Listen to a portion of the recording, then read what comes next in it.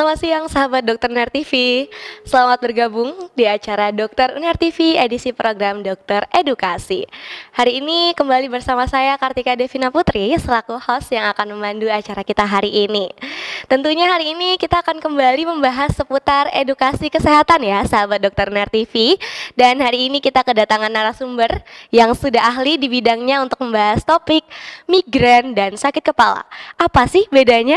Dalam rangka Hari Otak Sedunia tahun 2025. Baik, sahabat Dokter Uner TV, hari ini narasumber kita merupakan dokter spesialis neurologi konsultan di Rumah Sakit Dr. Sutomo dan sekaligus dosen di Fakultas Kedokteran Universitas Airlangga. Beliau adalah Dr. Aryani Sudibyo, spesialis neurologi konsultan. Tanpa berlama-lama lagi, mari kita langsung menyapa dokter kita hari ini. Selamat siang, Dokter Devi. Selamat siang. Bagaimana kabarnya hari ini, dokter? Alhamdulillah sehat baik. ya, Dok ya.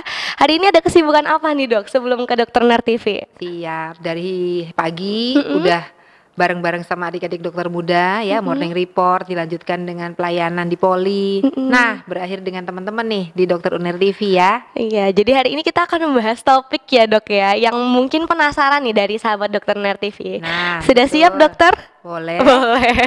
Oke, kita langsung saja ya bahas sahabat Dokter Uner TV terkait dengan pertanyaan-pertanyaan yang masuk nih terkait dengan migrain dan juga sakit kepala. Sebenarnya migrain dan sakit kepala ini apa sih bedanya? Kita langsung tanya saja ke Dokter Devi hari ini.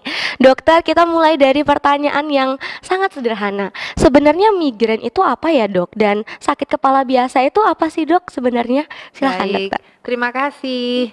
Jadi mungkin sebelum kita membahas mengenai migrain teman-teman sekalian, jadi ada baiknya kalau kita mulai dengan nyeri kepala atau sakit kepala. Sebetulnya sakit kepala atau nyeri kepala itu merupakan sensasi yang tidak nyaman sejawat sekalian, mulai dari depan kepala, bagian mata ya, sampai dengan oksiput. Oksiput itu bagian belakang kepala.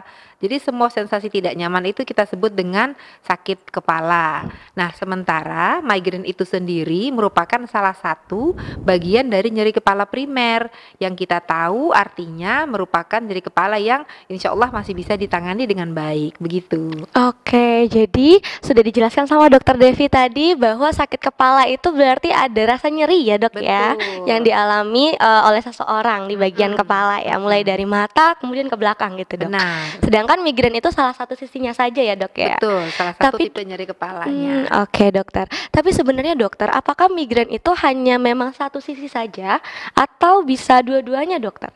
Nah, migrain ini memiliki ciri-ciri atau karakteristik. Nah, memang yang paling khas adalah nyeri kepalanya menyerang satu sisi kepala, bisa kanan saja, bisa kiri saja. Kemudian itu yang menjadi salah satu pembeda dibandingkan dengan nyeri kepala lainnya. Tentunya migrain ini tidak hanya ciri-cirinya nyeri kepala satu sisi saja, biasanya disertai dengan ciri-ciri yang lain. Apa itu? Satu, nyeri kepalanya tipenya berdenyut, nyut-nyutan. Lalu yang kedua, durasinya itu memang bukan hanya durasi yang pendek-pendek, tapi kadang kalau serangan bisa sampai 4 jam, kadang bisa sampai 3 hari kalau kita biarin. Lalu yang ketiga, kadang-kadang juga dapat disertai dengan gejala penyerta. Apa misalnya? Yang paling sering ada mual, ada muntah, silau terhadap cahaya, atau kadang-kadang dengan suara-suara yang berisik, pasiennya akan semakin nyeri kepala atau migrain itu tadi. Oke, Dokter Devi, sudah jelas sekali ya ciri-ciri dari migrain itu sendiri ya, sahabat Dokter Uner TV. Nah, dokter, sebenarnya apa sih, dokter, penyebab utama dari migrain, dokter, atau sakit kepala ini, dokter? Silakan. Nah, kalau penyebab dari migrain itu sendiri sebetulnya sangat kompleks. Jadi memang ada peranan dari sistem saraf di otak.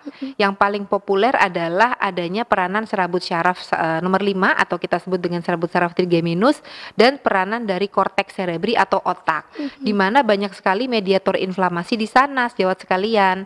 Sehingga kalau kita mengalami migrain atau mungkin salah satu dari teman-teman ya juga penderita migrain, itu pasti tahu betul bagaimana disablingnya atau mengganggunya kalau serangan migrain itu terjadi. Karena ternyata keterlibatan komponen-komponen otak sangat kompleks, termasuk yang menyebabkan nyut-nyutannya itu adalah karena adanya vasodilatasi pada pembuluh darah di otak. Begitu. Oke, dokter. Berarti migrain ini bisa disebabkan oleh banyak hal juga ya, dokter ya. Benar. Mungkin kalau misalkan sebagai orang awam biasanya gitu ya, Dok.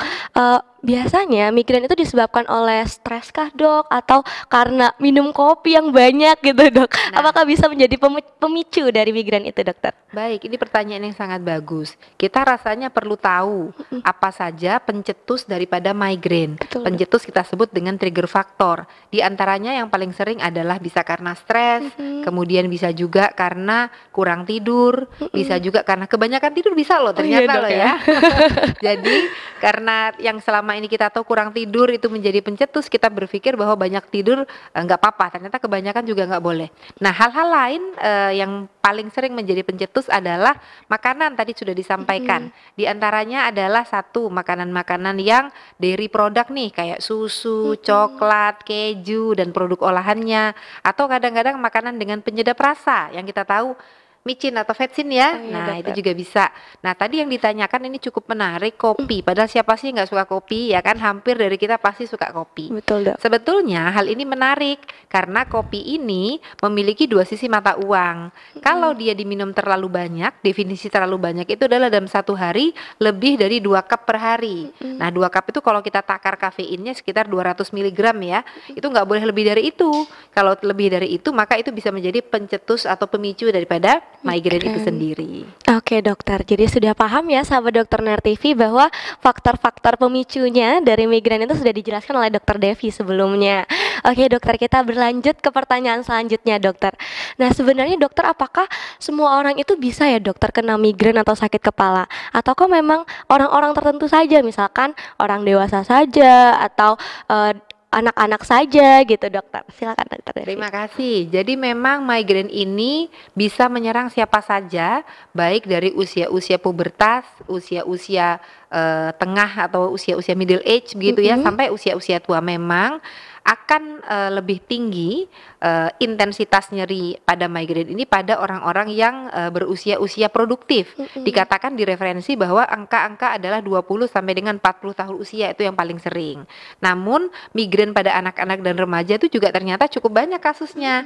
Nah, yang agak kerepotan kita kadang untuk melakukan tanya jawab pada pasien anak-anak kan tidak semudah ketika kita melakukan tanya jawab pada pasien yang dewasa. Jadi intinya bisa pada semua usia. Oke dokter, jadi bisa diwaspadai juga ya dokter ya. Betul. Ternyata bisa migrain ini bisa menyerang di semua usia gitu ya Benar, dok. memang sih yang paling sering adalah perempuan ya, karena perempuan ini memiliki kekhasan apa itu hormonal. Jadi bisa muncul sebelum pada saat menark atau pada saat haid pertama, atau kadang pada saat dia menstruasi itu akan lebih hebat. Jadi adanya keterlibatan hormonal pada wanita ini yang menyebabkan tendensi wanita lebih sering mengalami migrain dibandingkan dengan laki-laki. Oke Demikian. dokter, mungkin itu ya kenapa beberapa wanita itu sering mengalami, aduh kok sakit kepala ya, saya lagi haid gitu ya dok ya. Betul.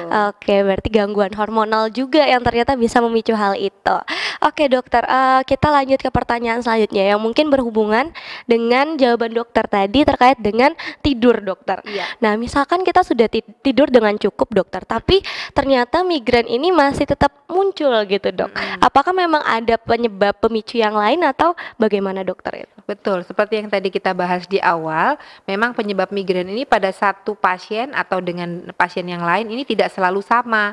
Ada yang memang pencetusnya itu karena kurang tidur. Contoh nih, kalau untuk mahasiswa ya misalnya lagi ngebut tugas mau ujian, nah atau belajar mau ujian, besokannya nggak jadi ujian karena serangan nyeri kepala atau migrainnya kambuh misalnya begitu ya, itu bisa terjadi. Namun betul, bukan hanya gangguan tidur yang menjadi penyebab atau pencetus migrain, banyak sekali faktor yang lain. Di antaranya tadi yang sudah kita singgung ada stres, kemudian juga mungkin faktor makanan, cuaca juga bisa loh ternyata, cuaca panas banget itu juga bisa menjadi pemicu, atau beberapa minuman tertentu, alkohol ya, kopi tadi juga sudah kita bahas. Jadi rasanya memang kalau kita bicara faktor pencetus, jangan lupa bagaimana rasanya kita harus bisa mencegah ya, bagaimana mencegahnya itu yang juga menjadi penting. Oke dokter, mungkin kita berlanjut ke pertanyaan yang lebih pada penanganannya dokter ya. Tapi sebelum itu mungkin saya ingin bertanya dulu dokter, sebenarnya migrain ini apakah bisa menjadi penyakit, salah satu penyakit kronis, maksudnya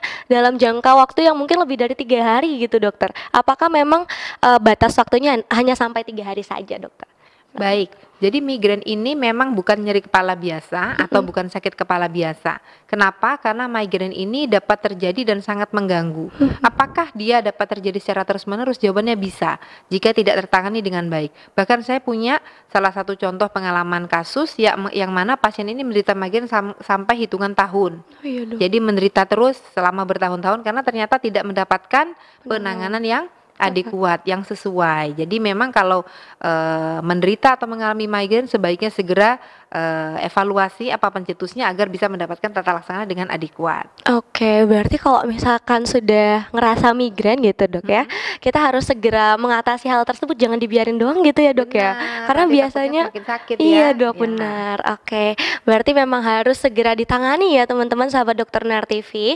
Oke dokter, sebenarnya dokter migrain itu apakah berbahaya dokter jika memang kita sudah tangani, kemudian nanti muncul lagi gitu dokter berkali-kali, jadi gejalanya berulang terus gitu dokter. Nah, jadi yang paling penting mungkin sebelum saya menjawab pertanyaan tersebut adalah kita harus tahu bagaimana cara penanganan yang sederhana, yang kadang-kadang kita suka lupa. Memang mengeluh sakit kepala atau nyeri kepala dan migrain salah satunya bukan hanya perihal memberikan painkiller ya, Benar. atau anti nyeri. Ternyata ada upaya-upaya untuk pengobatan atau tata laksana, diantaranya adalah satu yang kadang-kadang kita suka lupa, tidurnya diatur. Seperti tadi kita tahu bahwa gangguan tidur merupakan pencetus, sehingga tidurnya harus diupayakan dengan nggak sering melean, kemudian nggak sering tidur terlalu banyak ya, kalau dalam bahasa kita adalah sleep hygiene ya. Lalu yang kedua, exercise ternyata penting. Nah, untuk penderita migrain apa ya hubungannya? Ternyata banyak. Kalau kita rutin exercise paling tidak dalam 1 minggu itu adalah 3 sampai 5 kali per minggu dengan durasi 30 menit minimal, ini akan membantu untuk mencegah serangan migrain itu terjadi. Kalau kita singkat itu SITS ya kan? Sleep. Kemudian tadi yang kedua adalah exercise. Yang nomor 3 eat. Itu jangan lupa makanan-makanan yang tinggi penyedap rasa, makanan-makanan yang produk susu dan olahannya harus dibatasi.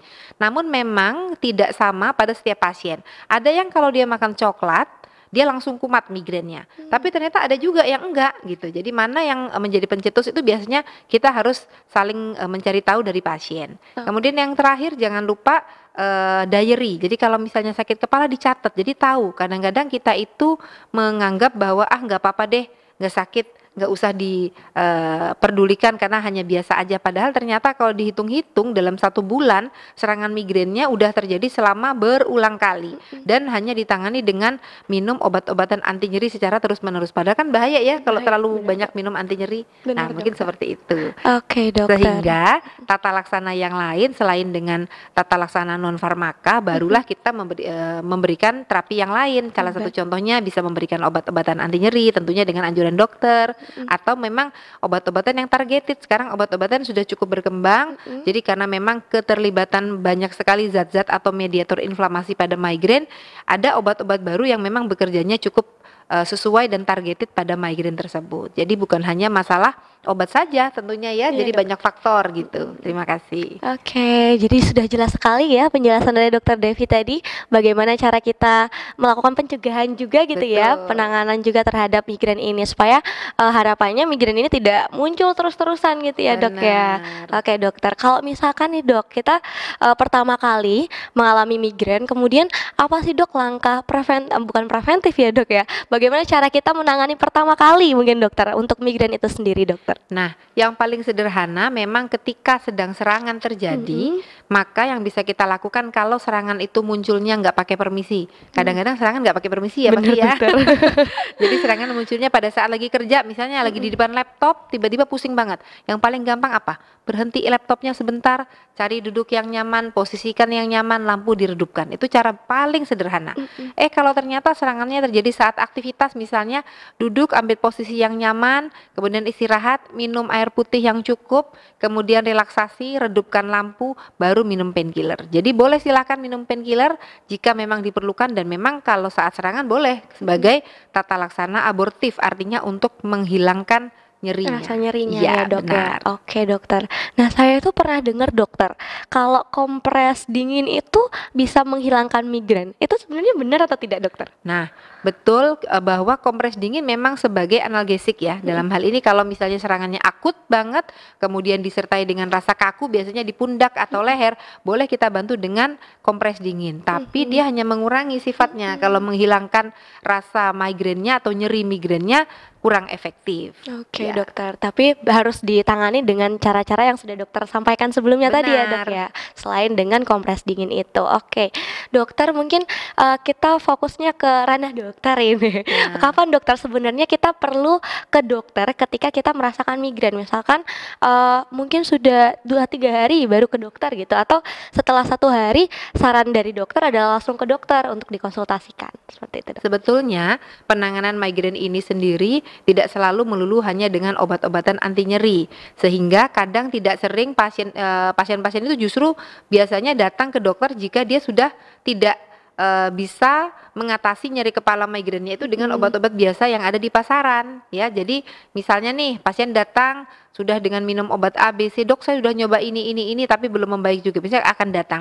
Namun kalau pertanyaannya tadi, kapankah kita harus ke dokter? Tentunya jika ada serangan migrain yang mengganggu, artinya sudah dicoba obat-obat sederhana yang ada di rumah, ya istilahnya obat-obat sederhana anti nyeri yang ada di rumah tapi belum membaik, kemudian sudah dicoba untuk mengevaluasi faktor pencetusnya juga sudah dicoba kontrol juga masih belum membaik, harapannya segera ke dokter agar migrain ini tidak jatuh menjadi kondisi yang kronis. Kalau sudah kronis tentunya penanganannya akan lebih sulit. Oke dokter, berarti sudah kita bahas juga semuanya ya dok ya, dari migrain itu apa, kemudian ciri-ciri gejalanya juga apa, Ya. penanganannya bagaimana, pencegahannya bagaimana gitu ya dok. Sebenarnya kalau misalkan migrain ini sudah kita tangani ya dok ya, kemudian ternyata berlanjut sampai ranah yang berbahaya mungkin dok, apakah efek yang paling berbahaya dari migrain ini apabila memang tidak ditangani dengan baik oleh masyarakat awam gitu dok, karena kan banyak yang takut gitu dok ke dokter gitu, migrain doang kok ke dokter sih gitu, ya udah jadinya lama gitu kan dok gejalanya ya, seperti Nah, itu. sebetulnya migrain ini sendiri kalau kita lihat referensi, ternyata merupakan penyebab disabilitas nomor 2 loh di dunia ya, bukan kata dokter Devi nih. Jadi kata Global Burden of Disease itu bahwa memang ternyata migrain ini penyebab disabling nomor 2 di dunia. Ternyata orang-orang usia produktif itu kalau dia lagi serangan, dia sampai nggak bisa ngerjain tugasnya, sehingga di negara luar sana global ya, negara-negara maju itu sampai menyebabkan penurunan produktivitas kerja. Jadi mereka sangat concern banget. Jadi karena usia-usia produktif yang menyerang, yang sering kali diserang oleh migrain ini, sehingga menyebabkan akhirnya pasien-pasien ini menjadi sering izin kantor, sering nggak masuk kerja Nggak masuk gitu kerja ya, dok, sehingga ya. menyebabkan rugi tentunya ya ke depannya. Nah mungkin itu, jadi harus kita hati-hati gitu, dan harus ditangani dengan tepat agar serangannya tidak sering kambuh dan bisa baik. Oke, jadi sudah paket lengkap sekali ya yang sudah disampaikan sama Dokter Devi hari ini. Mungkin dokter sebelum kita tutup sesi hari ini, Dokter Devi ada yang ingin disampaikan kepada sahabat Dokter UNER TV. Silakan dokter. Baik, jadi pada kesempatan hari ini saya ingin menyampaikan bahwa migrain ini bukan nyeri kepala biasa, namun bisa sangat dikontrol jika kita melakukan penanganan dengan tepat. Mungkin itu. Terima kasih. Terima kasih banyak Dokter Sama-sama. Devi atas ilmunya hari ini. Semoga harapannya ilmunya bisa didapatkan oleh sahabat Dokter UNER TV sekalian dan bisa mengatasi migrain ya dengan baik. Kemudian untuk sahabat Dokter UNER TV, jangan lupa untuk ikuti kami di Instagram dan YouTube Dokter UNER TV agar bisa selalu update seputar pengetahuan kesehatan setiap minggunya. Tetap jaga kesehatan dan selalu semangat beraktivitas. Saya Kartika Devina Putri selaku host hari ini pamit undur diri dan mengucapkan banyak terima kasih dan sampai jumpa di episode Dokter Edukasi selanjutnya.